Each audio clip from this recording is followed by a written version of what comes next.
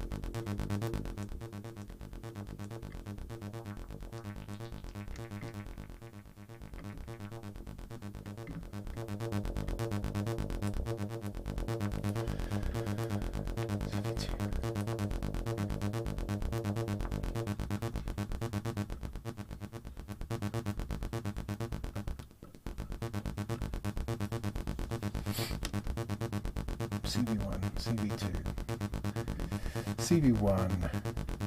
Oh, I got it backwards.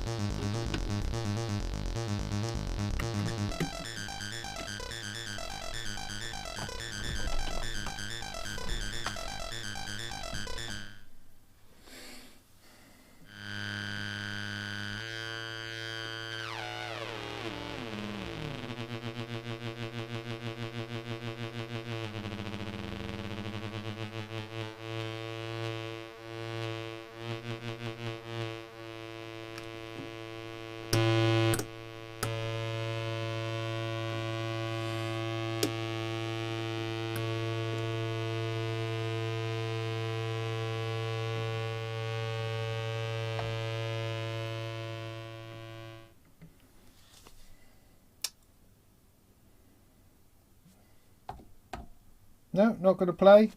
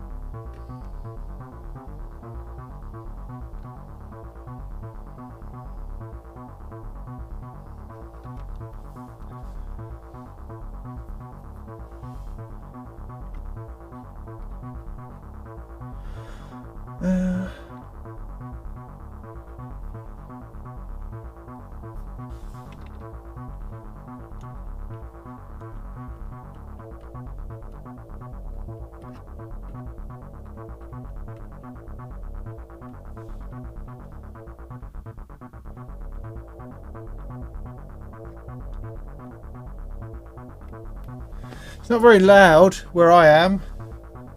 I'm wondering why that is.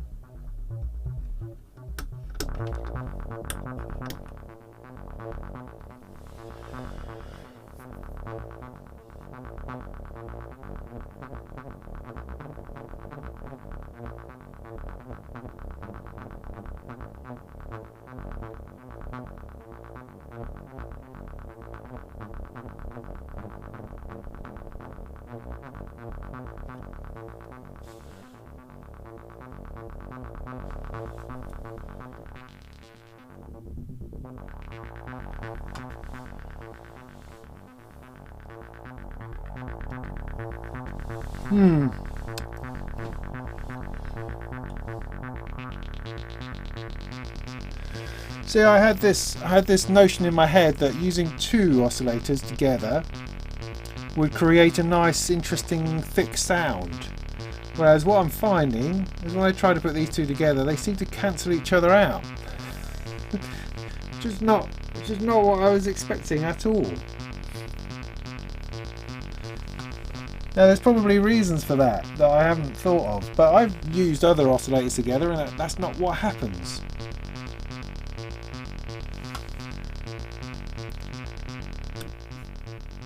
So let me take the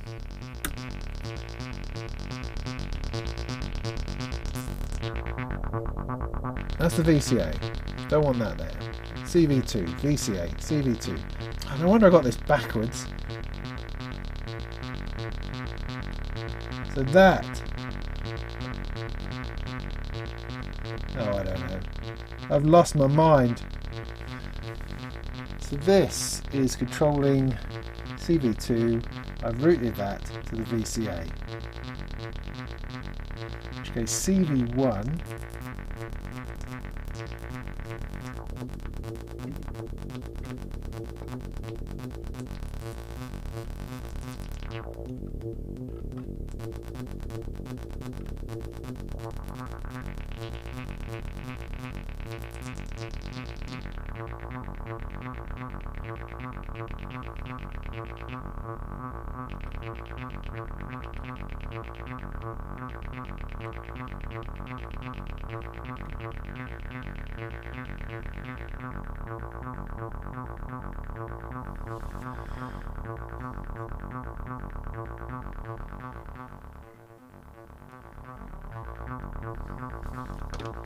So I've got a similar waveform coming out. It's all the same, it's all on high. Pulse width in the middle. I add in that waveform.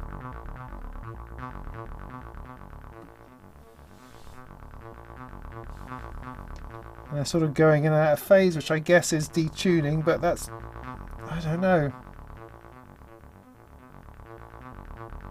Is that why you can phase switch them? Yeah.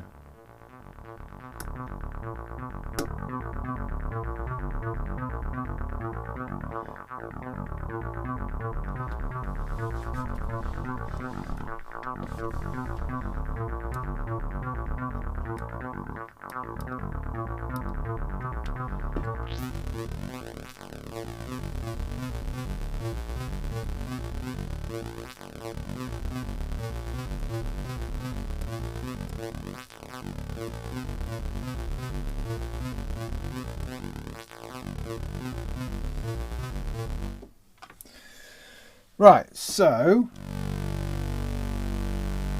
let's see if we can work this out. Okay, turn resonance down. Maybe that was part of it. Maybe my resonance was too high. Let's just deal with some waveforms.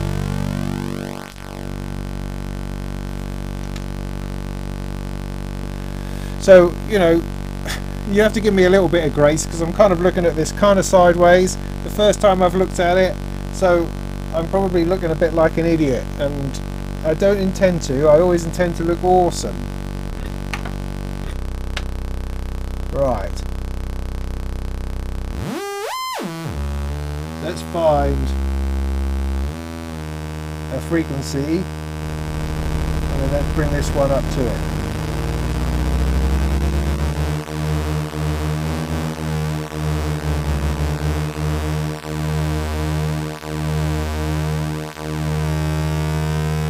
Whoa, nailed it!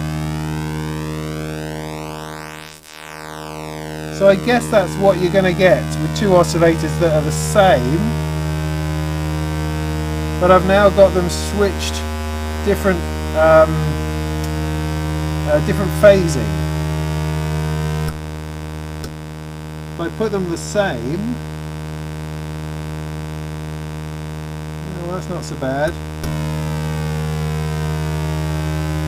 Putting them opposite was better.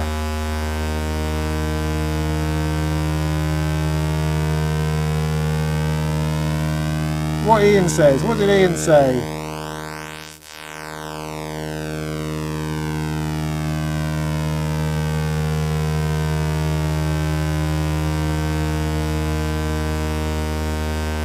Something completely irrelevant.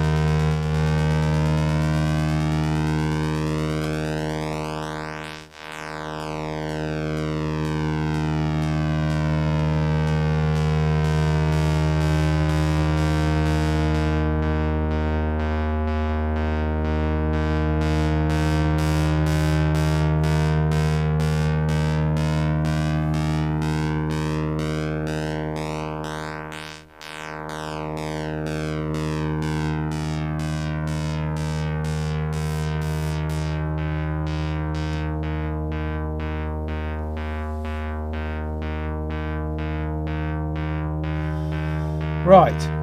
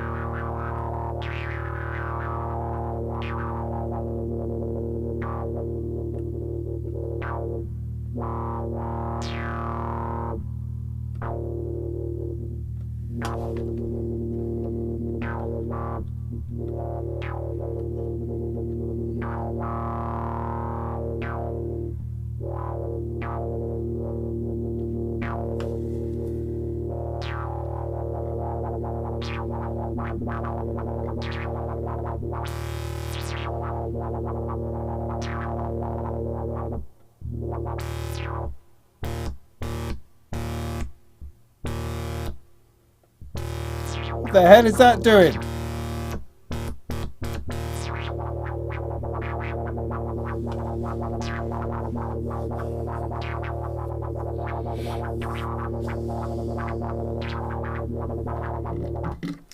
Alright, so that's fun. So I would suggest you start with the pulse wave on both oscillators in the same phase position. Oh yeah? Why is that then? But that's a good enough suggestion. So let me take out this stupid thing here. And let me just do as people suggest. What was this for? That was the envelope. Don't care about the envelopes particularly at the moment. Just going to have it run in, in which case I want the output. That's what I want plugged in, which is that fella there.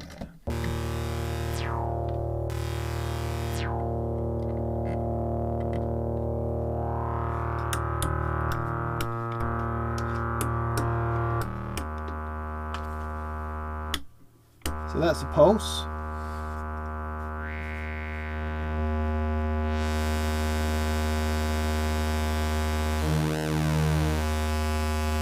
Here's the pulse downstairs.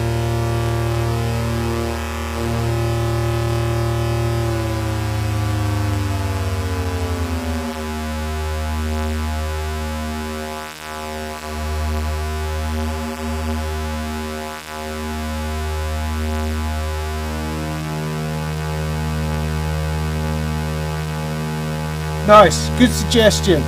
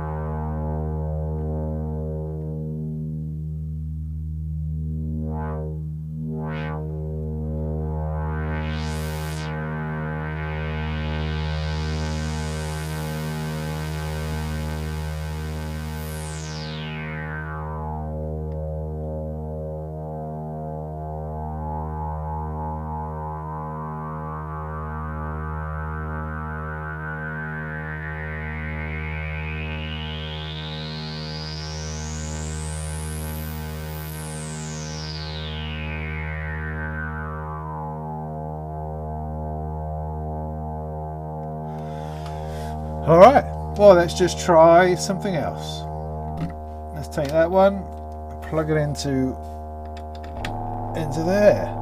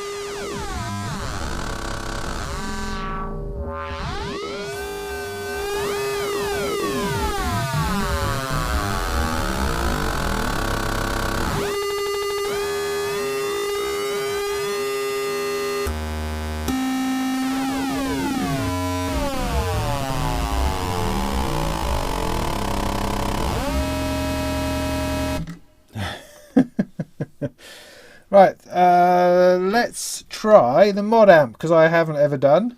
So let's take the output of one into A, output of the other into B, and the output into the output.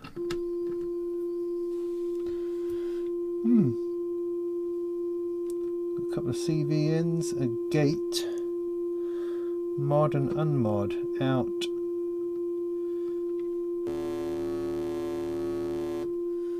Okay, so that's A.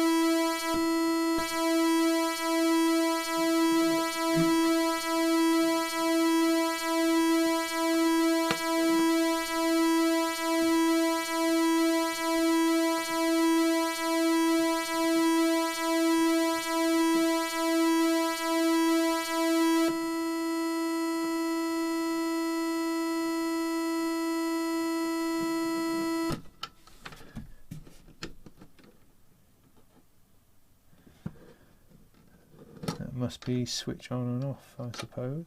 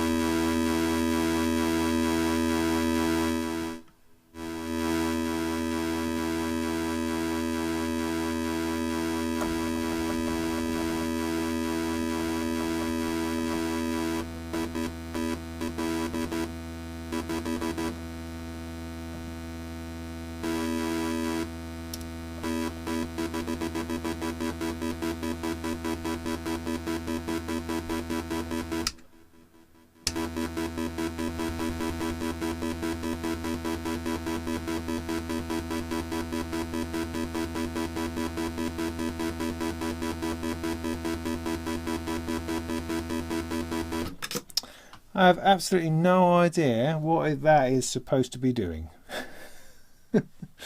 I've plugged things into it, I've fiddled with some knobs, I've got the lights to flash rather alarmingly. It does look like the Lunar Lander module is not going to make it, but I'm completely baffled by that, which I think is going to continue, because after this I've got the sample and hold random voltage module, which also looks flipping complicated. So this, you know, I never claimed to know anything about the 2500 in its reality. I can deal with oscillators and filters without too much trouble. What the heck this is? Who knows? Weird, isn't it? I was kind of expecting a bit more action. You know, you've got two inputs, you put together something, but you've got these tune and ratio things that don't seem to have any effect on anything at all. I'm expecting some kind of ring modulation to happen, some kind of interaction between these two oscillators. I do not know. I do not know. Maybe it needs a third input from my finger. Oh, that's the output one, isn't it? I've no idea where the box is for that, so I couldn't tell you. I'd have to look it up and do some more research onto what on earth that does. Meanwhile, you're probably all screaming in the chat going, oh yeah, do that. Euphemisms, is that what we're back to? Oh, Ken. VC out to the VCO. All right. You missed two connections. Back the VC out. The VC out. What's the VC out? To VCO in.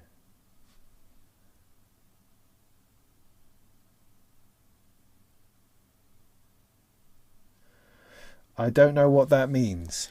Do you mean... I don't know. I mean, random stuff is fine. I don't mind. So you're saying I should take like the mod out? Is that a mod out? I don't know. And plug that into the oscillator? Is that what you're saying? Could be.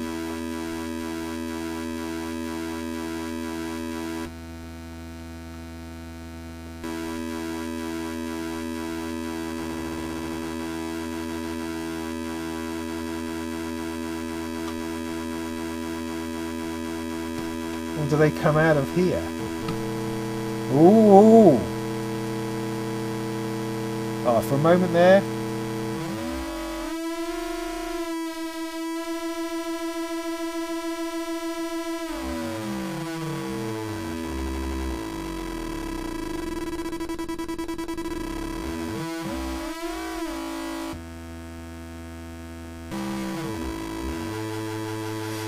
All right.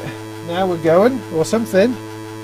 So you're saying I should take B out and plug that into B, which is this one.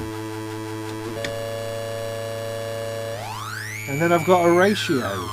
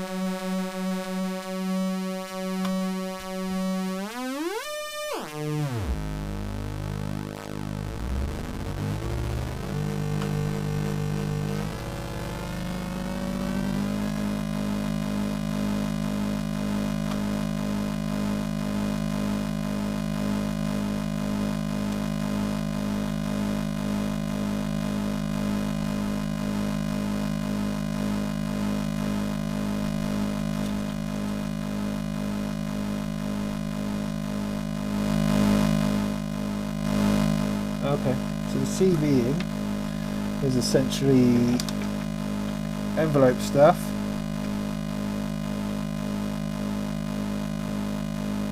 Don't know what to do with that at the moment. It's a journey of discovery.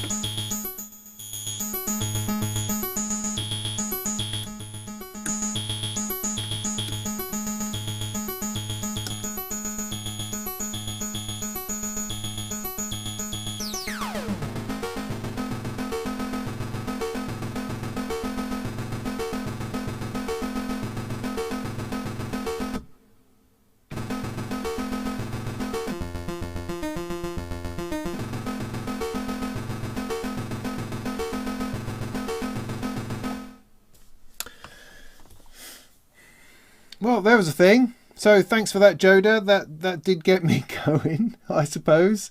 You know, flying without any kind of manual or guide to what the heck am I doing just at the minute. So, all right. So that's the mod amp. I have no clue as to whether I'm using that right or not. Something is definitely happening. Obviously, I mean, these two CV outputs here seem to be this ratio and this tuning is affecting. I'm not entirely sure what it's doing differently to just running two oscillators anyway. I don't know. As for the connections, well, I mean, I started off by plugging it into the pitch input, but then of course, how do you then play the thing? It's kind of expecting to be able to play this knob, but no, that's not what's happening, and the CV input here is acting purely as an envelope for the VCA. Got these two mysterious sockets here. Don't know if they're inputs or outputs, but that seemed to switch that, didn't it? Was that the gate? I don't recall. And at what point do you introduce a filter? Because you'd have to put the filter in before the amplifier, but in some ways you want to put it in afterwards because you want to filter that sound. You see, this is a really good example of why in some ways it was an odd decision for Behringer to decide to do a historical modular, if you like, because it's full of quite weird stuff that we haven't used for a long time. Potentially some of us haven't used. Those of us who are new to Eurorack perhaps are used to using sort of more modern versions of things which have a modern take on things and make some kind of sense. Whereas very few people actually get the opportunity to use a genuine 2500, and so we don't really have the knowledge of how to use it in our collective consciousness. There are people who will, of course, but it's a bit odd to say the least.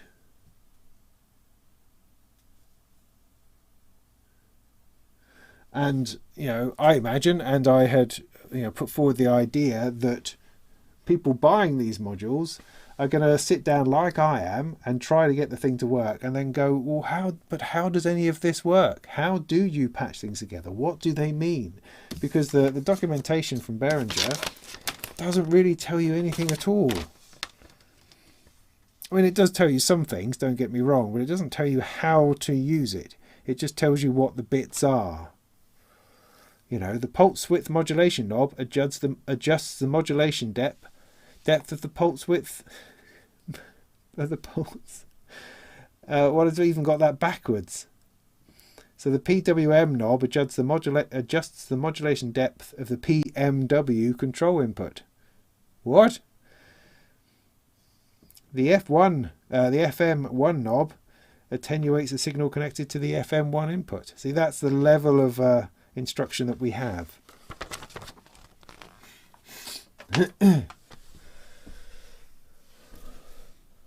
So the sample and hold random voltage, couldn't that theoretically create a sequence?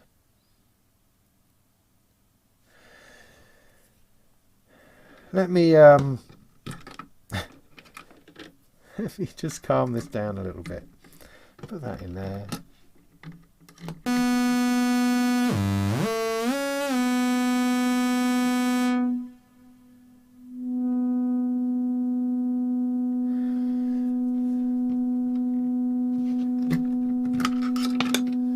Take one of these noise outputs, plug that into a sample input. Again, I'm making this up as I go. My sample and hold skills are not necessarily awesome. Then I've got an output of this I want to use as the pitch for the oscillator.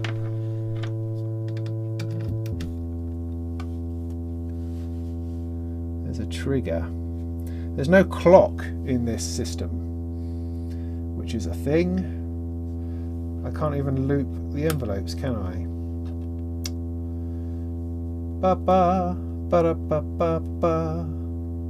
Well, I can take my gate out from the keyboard again, plug that into the gate. Where's the gate input? So here's a clock. clock on. Oh my goodness me!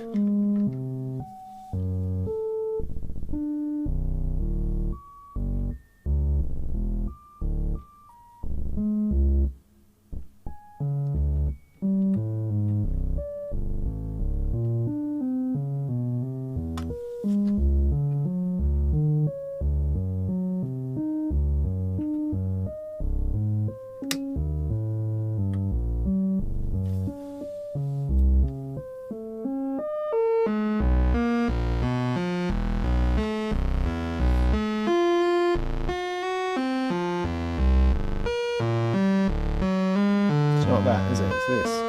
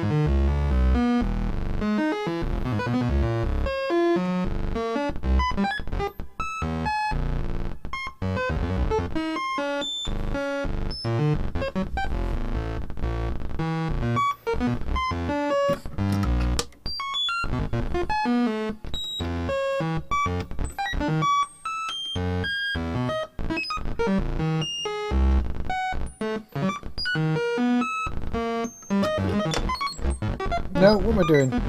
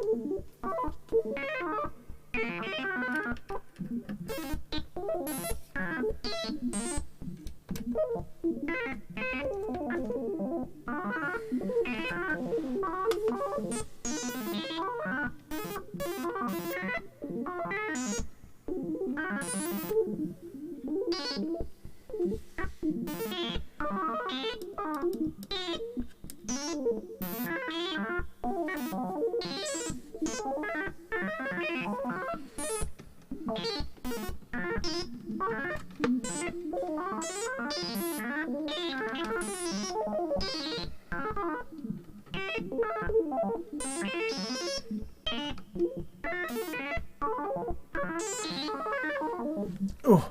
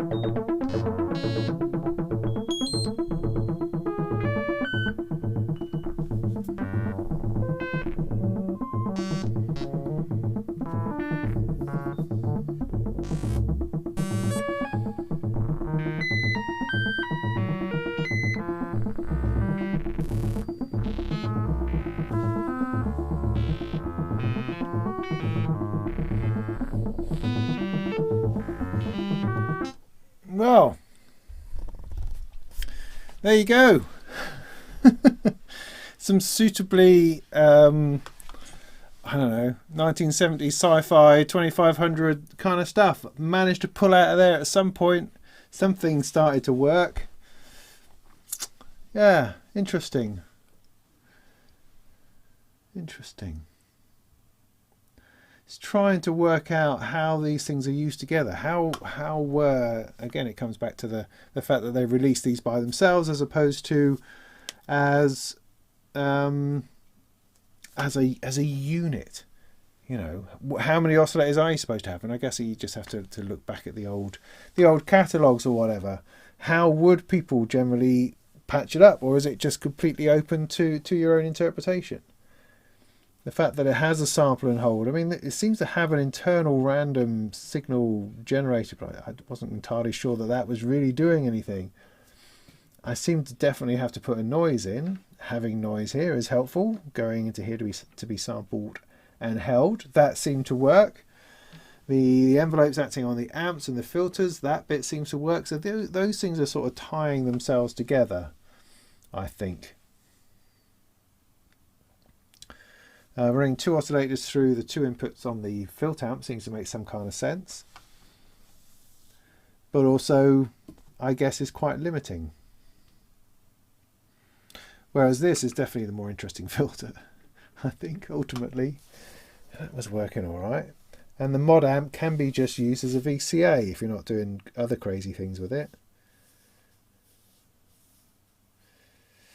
Interesting. I mean, for my part, it's going to take a lot more research and reading and looking into it. Looking at the there's a G2500 software synth, which has got lots of original patches. There's also the voltage modular one as well that might be worth looking at. But I was just kind of hoping to find some kind of vibe to it, and I think I grasped a tiny bit of it this evening, just a little, just enough to get something running to make some kind of sense. Otherwise, this is nice and solid, got no problem with this working. The other way to look at it is when you have two of these boxes plugged in.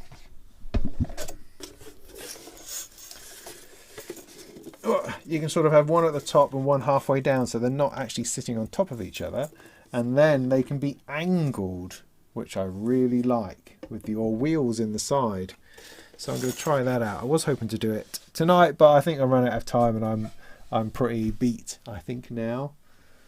But I'm quite pleased that I was able to get some kind of sound out of it after flapping around and struggling. Yeah, it seemed to come together a little bit.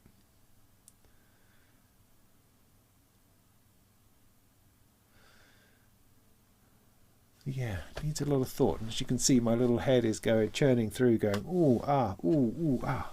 So let me just catch up on the chat, see if there's burning questions, and then we'll call it a night, you good people.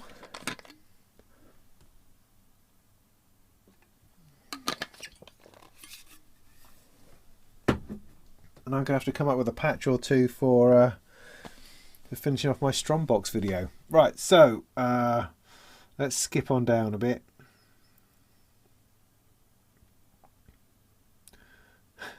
What's a Yoko Ono patch? Are there more modules? The Machines one says, wonder when the next two modules will be available. I don't know, are there more? I mean, as I say, we saw the sequencer. What else are we missing? What have we not seen yet? What is going to fit in this hole here? At the very least. I'm not going to get another one in, am I? Not with the scope as well. But I'll have to expand to the row above, potentially. District 9? How did you get onto that? Yeah, no, I definitely have to do some homework. Yeah.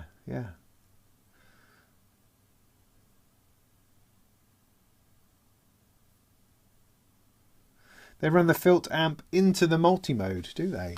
Interesting. Double trouble, filter trouble. Because the rules are different back then in that there weren't any. Not that there are any now, but we seem to have adopted a whole bunch of conventions. that tend to hold us back a little bit. Who made the case? It's by a company called Strombox. I've got a review coming along. I just need to do a little bit of finishing off and editing the video down. I hope to have that out next week. It's good. It's decent stuff. Yeah, I like it, and I won't do it now, but I will show you why in the video.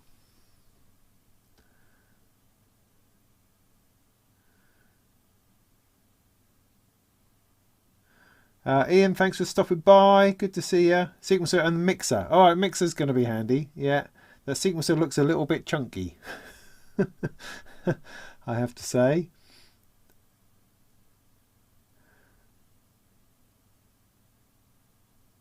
Okay, good. Right, super. Talking amongst yourselves, that's fine. That's lovely. Right. So if there's no other burning questions, then I guess we'll call this evening a night. Thanks for being with me during this. You made it both more pleasant and more difficult, because I'm not sitting here particularly comfortably trying to address this from a strange angle, not having a clue what I'm doing, with my head hurting. But we did get it plugged in, and that's good. That means I can sort this out and use this a bit tomorrow to try to do a little bit of video on the case, not actually on the 2500. I will get around to doing more videos on the 2500 stuff once I understand it a bit better, which I'm not going to do this week, I don't think. But my general assessment of the 2500 modules is that Rob Keeble did a great job. Nothing wrong with it.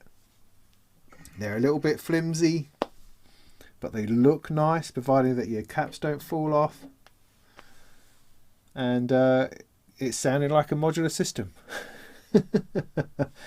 Just going to have to work out a few patches. I mean, I've only bought one of each of everything, except for the oscillators. I went for 2 of those. Maybe you need more of those. Maybe you need more mod amps, whatever the heck that still is, or bits and pieces.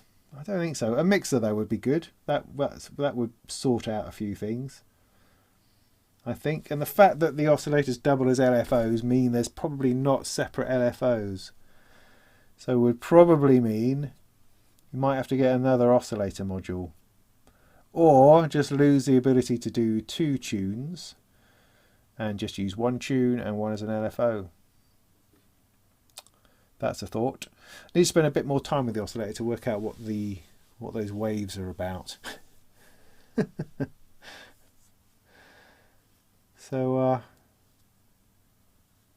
glad to see other people struggle too. Cheeky bugger. No, the cockerels have moved a little bit further away, thankfully. They're still there, still hear them, but they're not quite so close now. Right, anyway, I'm knackered, so I'm going to go to bed. Thank you very much for your time. I do appreciate it.